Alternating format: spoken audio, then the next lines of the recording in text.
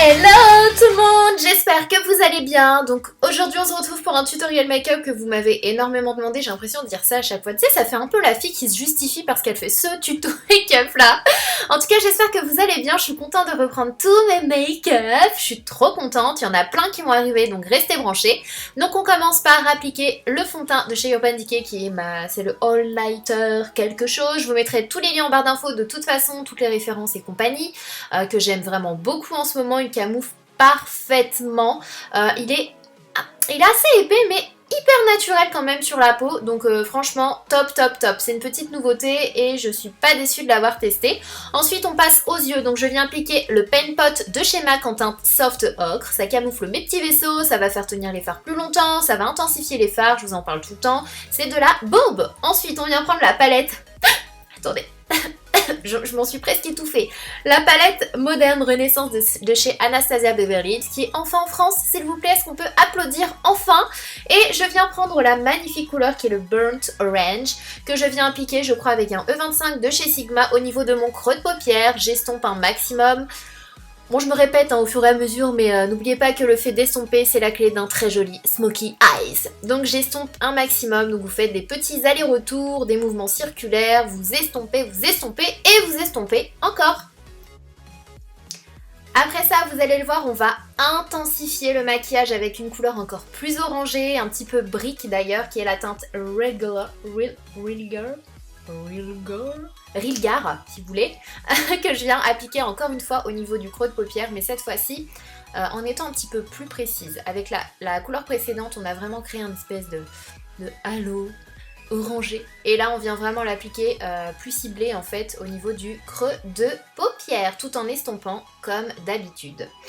On vient prendre le Cyprus Umber qui est un joli marron, que je viens appliquer avec un pinceau un petit peu plus précis de chez Sigma. Il faudrait que je pense à chaque fois à vous montrer la référence dans la vidéo des pinceaux parce qu'à chaque fois je me souviens plus exactement du nom de la référence. Donc je le ferai pour les prochaines fois. Donc là je viens appliquer au niveau externe, interne et je viens relier. Donc là il y a eu un petit souci au niveau de ma carte mémoire. Il ne va plus y avoir la suite mais en fait je viens appliquer la matière donc assez grossièrement entre guillemets et ensuite je vais venir estomper avec soit un E25 soit un E40 mais vous estompez, c'est hyper important.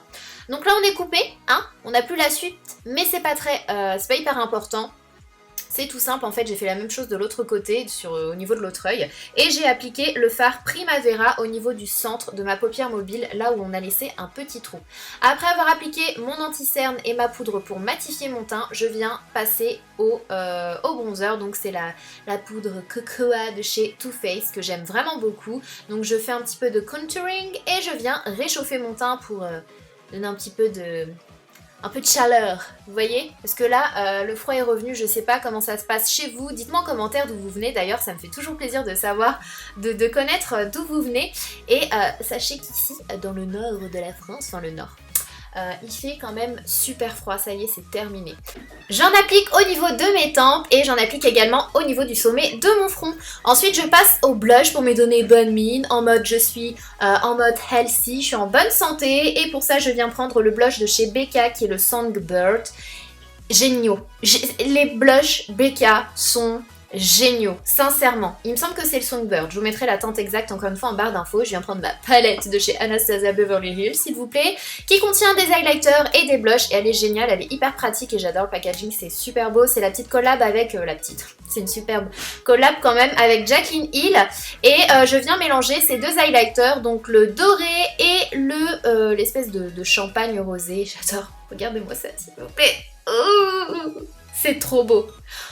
Vous savez pas ce que ça me fait dans mon cœur, l'highlighter. Après ça, je reprends la couleur Rilgar que je viens appliquer au niveau de mon ras de cils inférieur. Voilà, c'est un peu la continuité du make-up. C'est un peu optionnel hein, si vous n'aimez pas trop appliquer de fard à paupières au niveau du ras de cils, mais franchement, ça fait toute la différence, surtout quand vous utilisez du orangé comme ça en automne, c'est canon. Après ça, je reprends mon marron que je viens appliquer pareil au niveau du ras de cils, mais plus précisément, je reste vraiment à côté de mes cils, à côté du ras de cils. Je ne fais pas j'estompe pas en fait. Vous voyez ce que je veux dire? On voit le marron et en dessous, on voit que le orangé ressort. J'adore. I love it. quand tes neveux débarquent chez toi alors que tu es en train d'enregistrer ta voix off. Tu as envie de dire non, non s'il vous plaît. Est-ce que vous pouvez repartir et revenir dans 10 minutes s'il vous plaît?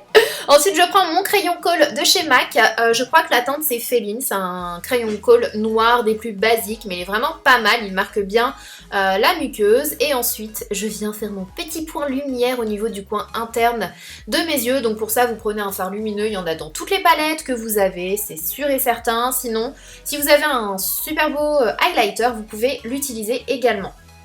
On passe au liner, c'est un eyeliner de chez Make Up Forever, donc je viens faire mon trait de liner, tout simplement, entre guillemets. Non mais parce que la dernière fois j'étais en tournage et les gens me disaient mais comment tu fais pour le faire aussi vite? En fait je pense vraiment que c'est une question d'habitude, mais je vous jure qu'il y a des jours où ça va pas du tout quoi. Vous allez le voir après, moi c'est le jour où ça va pas du tout avec le mascara. Eh bien il y a des jours pareils avec l'eyeliner. Donc ensuite je mets mon mascara qui est le volume de chez Chanel, qui est pour moi l'un des best. Et là, et là, et là, catastrophe. S'il vous plaît regardez ma tête. Regardez, je suis choquée, là, et après je suis désespérée. Je suis sûre et là t'es pas content, tu sais pas quoi faire. Donc vous laissez sécher bien sûr et ensuite vous retirez avec un coton-tige. Pour moi c'est la meilleure des choses à faire. Si vous avez d'autres solutions n'hésitez pas à les partager, je suis preneuse. Et place aux fossiles de chez Huda Beauty. Donc ce sont les Naomi il me semble. Je les adore ces fossiles. Pour les lèvres j'ai décidé d'appliquer un marron mais pas trop foncé. C'est quand même c'est un genre de marron glacé en fait. Je l'adore. De toute façon, je vais vous faire une autre vidéo avec avec les rouges à lèvres, les nouveautés de chez Kylie Cosmetics, parce que vous m'avez beaucoup demandé et ça fait une éternité qu'il faut que je vous la fasse. Donc je vous referai une petite mise à jour des nouvelles teintes. Et voilà pour le résultat. J'espère que ça vous aura plu. N'hésitez pas à me taguer sur vos photos si vous réalisez ce make-up. Ça me fera super plaisir et je likerai vos photos. Et en attendant une prochaine vidéo, surtout prenez soin de vous. Je vous fais des gros bisous. Mouah.